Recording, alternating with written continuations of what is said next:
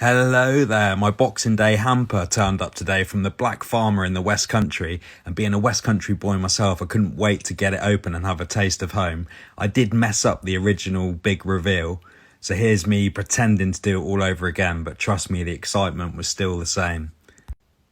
So first off, we've got some delicious Dorset blue vinny and fig salami, a nice bit of proper ham, look at that.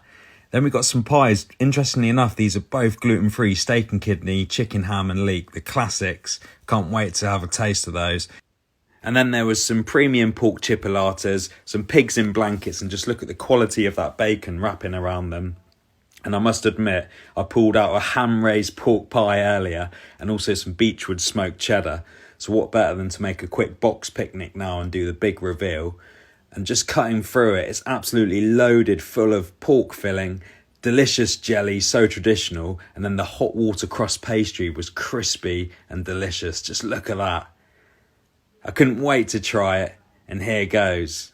Absolutely delicious. Cheers.